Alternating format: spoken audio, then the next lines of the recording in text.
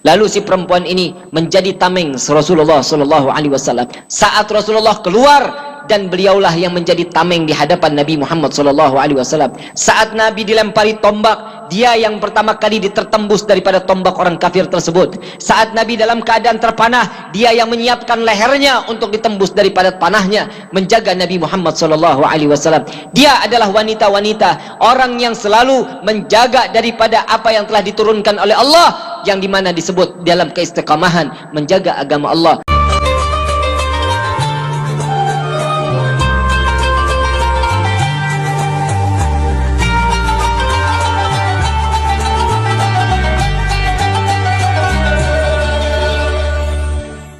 Yang diajarkan oleh Nabi itu sangat luar biasa. Sangat luar biasa. Nabi punya sahabat itu sangat luar biasa, pemuda-pemudinya.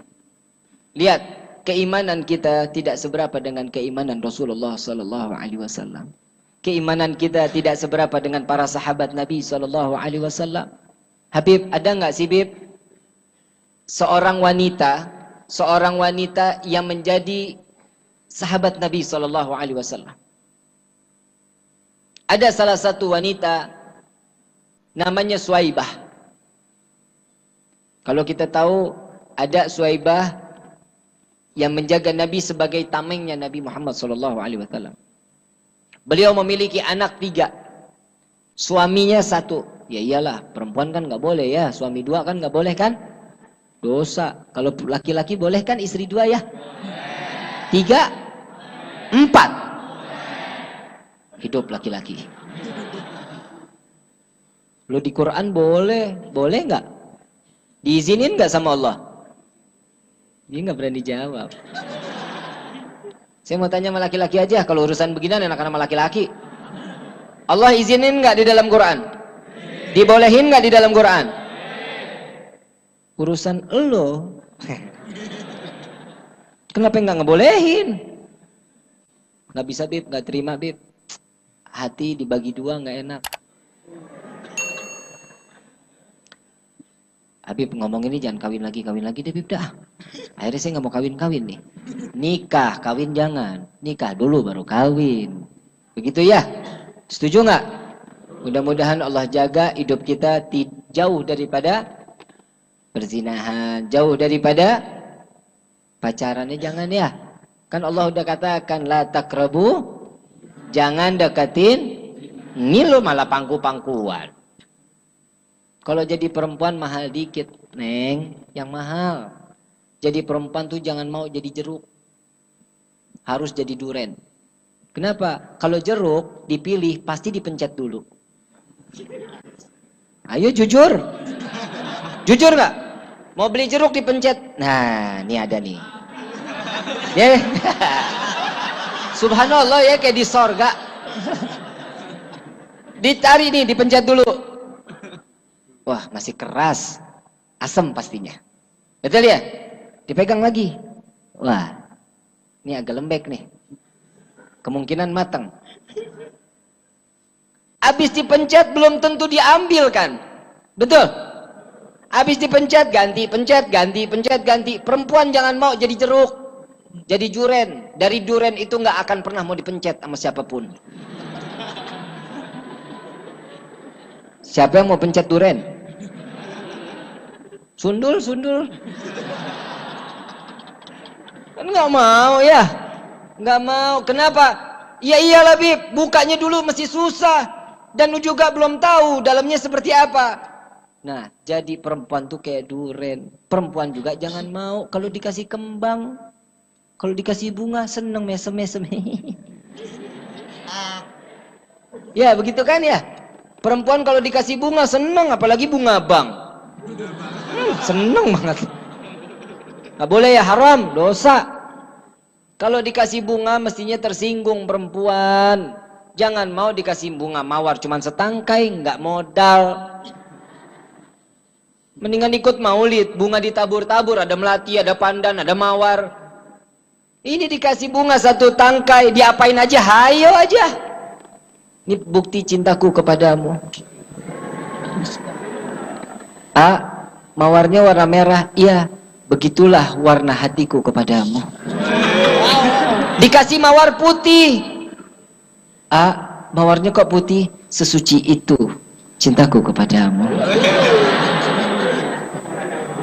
Dikasih ungu. Ada mawar ungu ya? Mawarnya ungu. Turut berduka cita. Jangan mau kalau perempuan dikasih mawar tolak, tersinggung. Maaf saya ngerasa tersinggung kalau kasih saya bunga. Maaf, saya kan belum mati ya kalau orang dikubur dikasih bunga apa nih ya? Betul nggak? Mudah-mudahan yang kemarin dikasih bunga cepet.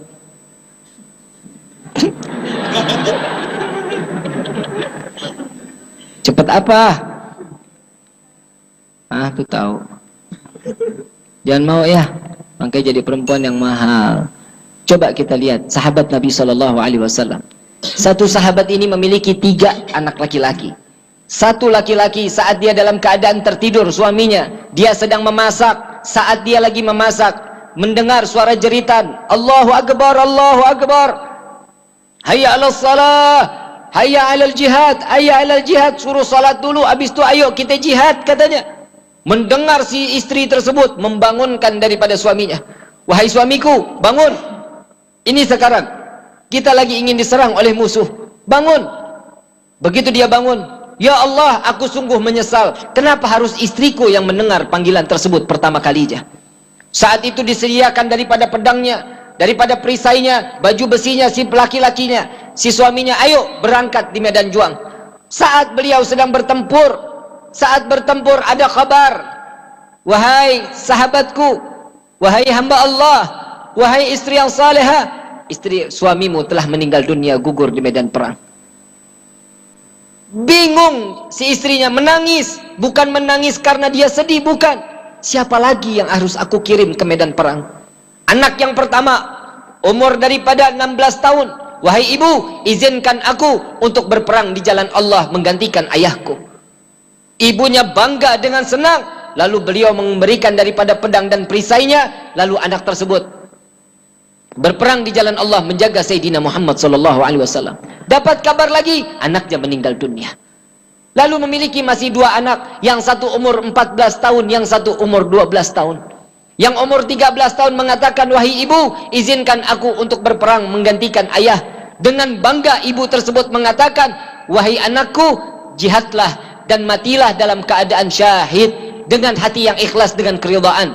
Lalu anak ini pergilah. Dan di saat itu anak tersebut, umur yang disebut 14 tahun tersebut, anak tersebut memegal daripada orang-orang kafir sebanyak 90 kepala orang-orang kafir. Dengan bangga, lalu datanglah kabar lagi, wahai ibu, anakmu telah meninggal dunia. Sisa anak yang terakhir, yang gak mungkin anak ini untuk berperang di jalan Allah. Lalu apa kata seorang ibu tersebut? Menangis terseduh-seduh, ya Allah, siapa lagi yang harus aku kirimkan? Apakah izinkan diriku untuk yang berperang di jalan Allah? Apa jawaban anak tersebut? Wahai ibu, izinkan aku, putramu, yang untuk menggantikan ayah dan kakak-kakakku, katanya. Lalu anak tersebut diizinkan oleh ibunya berperang menjaga Nabi SAW, berperang di jalan Allah Subhanahu wa taala, dan sampai di dalam riwayat 120 tentara daripada kaum Quraisy yang kafir, mereka mati dalam keadaan sia-sia, dan anak tersebut mati dengan penuhnya anak panah dan kepala yang telah terpenggal daripada jasadnya. Ibu tersebut menangis. Menangis bukan karena selesai dan habis siapa lagi yang akan dikirim, melainkan ibu tersebut mengatakan, ya Allah, terimalah segala semua yang telah aku berikan kepadamu, sisa akulah yang menjadi harta untuk berperang di jalanmu, ya Allah. Saat beliau memegang daripada perisai, memegang daripada pedang di hadapan Sayyidina Muhammad SAW, beliau izin kepada Rasulullah. Apa jawaban Rasulullah? Wahai saudaraku, wahai sahabatku, jangan, belum waktunya perempuan mengangkat pedang. Berikanlah pertolongan kepada orang-orang yang saat ini sedang mendalami dalam keadaan yang tersayat, yang terpotong tangannya, obati mereka. Mendengar sami'na wa ata'na, dengar apa yang didengar, apa yang dikatakan oleh Sayyidina Muhammad SAW. Lalu beliau datang kepada orang-orang tersebut, diobati. Perempuan tersebut mengobati daripada luka-luka para mujahid, para sahabat Nabi SAW yang berperang di perang Uhud di saat itu. Lalu apa kata perempuan tersebut? Di saat ada satu orang yang keluar dan masuk ke dalam tenda tersebut, terpuncrat daripada darahnya, terkena daripada hijab yang dia gunakan. Lalu beliau dengan keadaan yang marah mengatakan, "Ya Rasulullah, izinkan aku untuk berperang di jalan Allah." Lalu Nabi tidak dapat membendung lagi. Dari apa keinginannya mereka? Orang yang sangat-sangat istiqamah untuk menjalankan dan membela agama Allah. Apa kata Nabi Muhammad SAW? "Wahai saudaraku, silahkan apabila engkau menginginkannya." Lalu si perempuan ini menjadi tameng Rasulullah SAW. Saat Rasulullah keluar, dan beliaulah yang menjadi tameng di hadapan Nabi Muhammad SAW. Saat Nabi dilempari tombak, dia yang pertama kali ditertembus daripada tombak orang kafir tersebut. Saat Nabi dalam keadaan terpanah, dia yang menyiapkan lehernya untuk ditembus daripada panahnya, menjaga Nabi Muhammad SAW. Dia adalah wanita-wanita, orang yang selalu menjaga daripada apa yang telah diturunkan oleh Allah, yang dimana disebut dalam keistiqamahan menjaga agama Allah dengan cara menjaga Sayyidina Muhammad SAW. Wahai para wanita, jagalah sunnah Nabi SAW. Jagalah harga diri kalian, karena harga diri kalian telah diberikan suatu magam yang tinggi oleh Rasulullah SAW. Tidak lagi ada perempuan yang dihinakan di hadapan manusia saat ini. Tidak lagi orang perempuan yang akan dikatakan di saat dia haid akan dijauhkan daripada masyarakatnya. Tidak, melainkan kata Nabi, perbanyaklah bersolawat kepadaku, kata Nabi Muhammad SAW.